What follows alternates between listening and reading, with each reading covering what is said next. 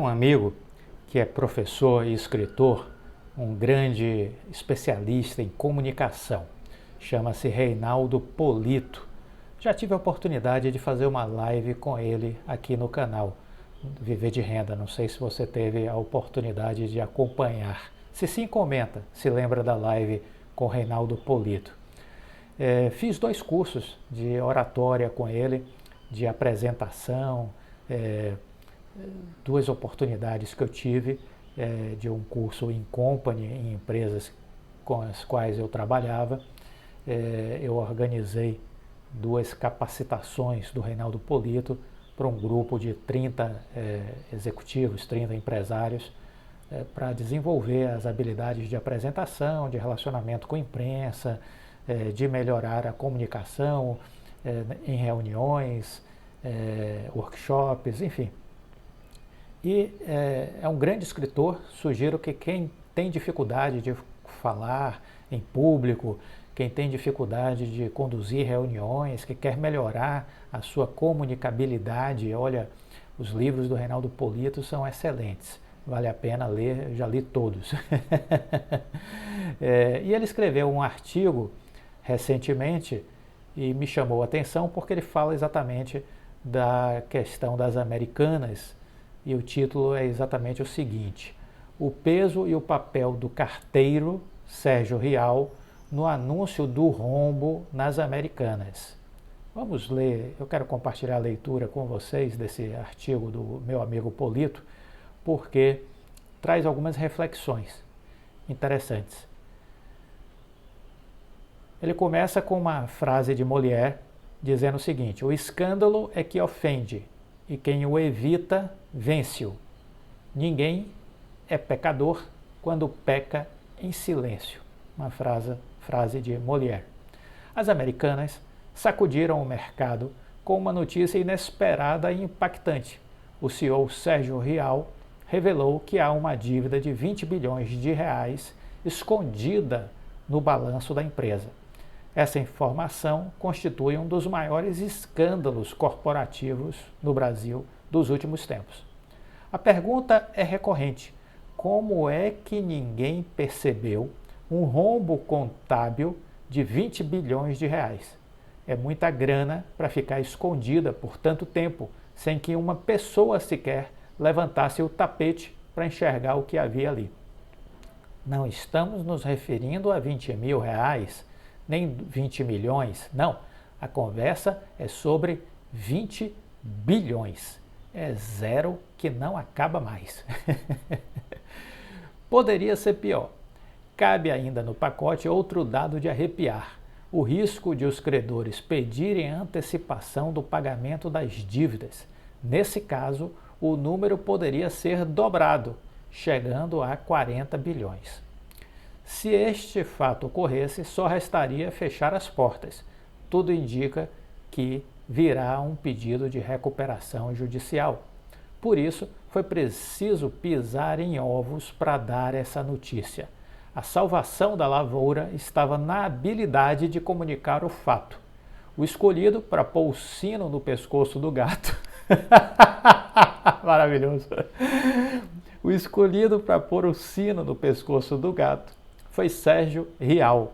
Ele assumiu como CEO das Americanas e pegou o chapéu rapidinho para se retirar do cargo no curtíssimo período de 10 dias.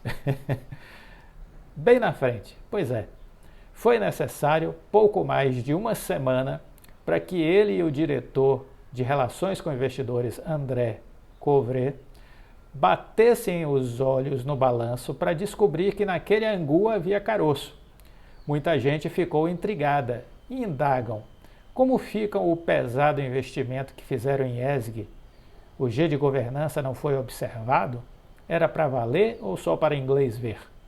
Afinal, será que o seu antecessor, Miguel Gutierrez, que esteve no comando da empresa por 2 décadas, não viu o que estava debaixo dos seus olhos? Aqui entra mais um questionamento. Será que Rial desconhecia o tamanho da encrenca em que estava se metendo? Ou sua chegada foi apenas parte de uma estratégia para amenizar as consequências do estrago que adviriam com a divulgação do tsunami. Mão na cumbuca. Nos últimos 50 anos, já treinei executivos em número suficiente para saber que eles não metem a mão na cumbuca antes de terem ideia do que vão encontrar. Prestem atenção a partir de agora dessas reflexões do Polito, viu? Nos últimos 50 anos, já treinei executivos em número suficiente para saber que eles não metem a mão na cumbuca antes de terem ideia do que vão encontrar. Sabem que, ao aceitar estes desafios, colocam em perigo o próprio patrimônio. Tendo em vista estas considerações, é possível, diz Polito, deduzir que estamos diante de um dilema.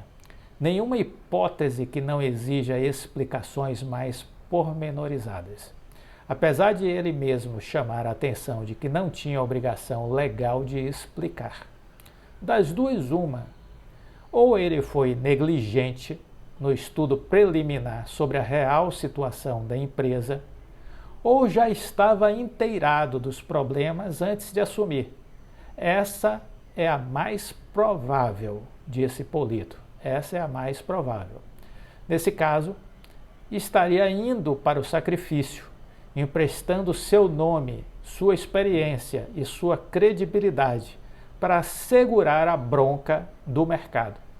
Só o fato de a companhia contratar um expoente do mercado financeiro para exercer essa função e não um profissional do ramo varejista, o que seria o normal, já pode ser um forte indício de que seu papel seria o de usar sua palavra corporativista para acalmar os bancos na tempestade, na tormenta. Tanto assim que, ao revelar o que sabia, pediu que todos tivessem paciência. Carteiro ideal. Será? Para responder a essa indagação, basta uma reflexão. Quem teria melhores condições de dar uma notícia assustadora como essa? O antecessor Miguel Gutierrez ou Sérgio Rial? Muito bem acompanhado de André Couvret. A resposta é tão óbvia que parece não haver dúvida sobre o acerto da sua presença. Em ocasiões de gerenciamento de crise, não é suficiente apenas elaborar a mensagem correta, no momento oportuno, mas também optar pelo profissional ideal a ser escalado para fazer o comunicado, para entregar a mensagem. Em muitas situações como essa, o peso do carteiro é tão ou mais relevante do que a correspondência em si. Perceberam? Águas ainda vão rolar.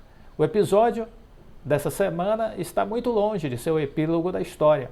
Agora entram aqueles que atuam nos bastidores. São os advogados, os negociadores, os gestores de crise, as empresas de auditoria e consultoria, os assessores de imprensa.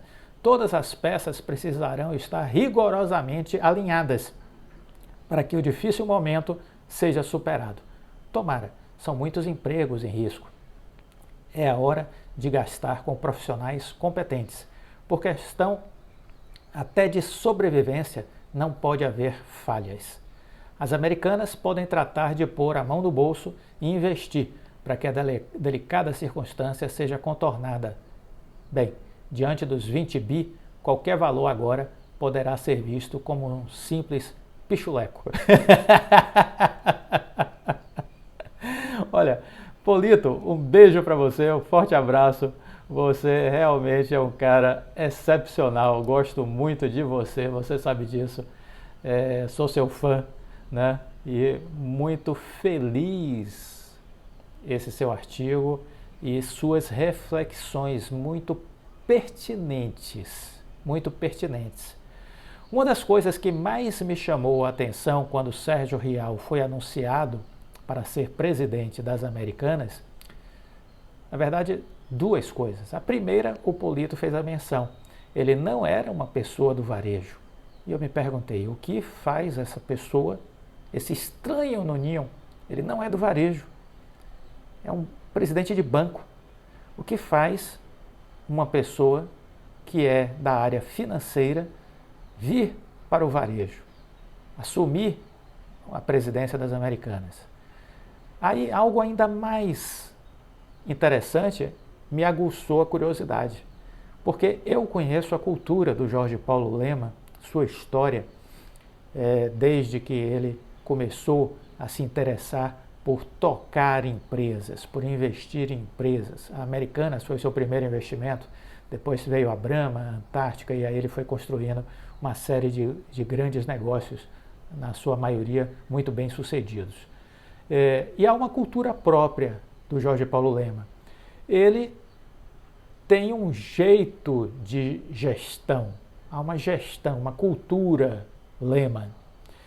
E ele procura pegar pessoas que estão saindo da faculdade, colocar em programas de trainee, formá-las e a partir de 5, 10 anos lançar essas pessoas em desafios crescentes. E essas pessoas, depois de 15, 20 anos, começam a assumir cargos de direção e até de presidência. Então, não faz parte do histórico do Lemann dar oportunidade para pessoas de fora da sua organização, do seu grupo cultural. Não faz parte da sua história. Por isso, me causou estranheza absoluta as Americanas irem trazer o Sérgio Rial. Não faz parte da história do Lemann. Ele não faz isso na grande maioria das vezes. Ele prefere pegar pessoas que já estão na empresa ou que estão em outras empresas do conglomerado que ele organiza, né? Então, Sérgio Rial não faz parte da cultura Lemann, não faz parte da história do Lemann, não faz sentido algum o seu nome ter sido indicado para presidir as lojas Americanas.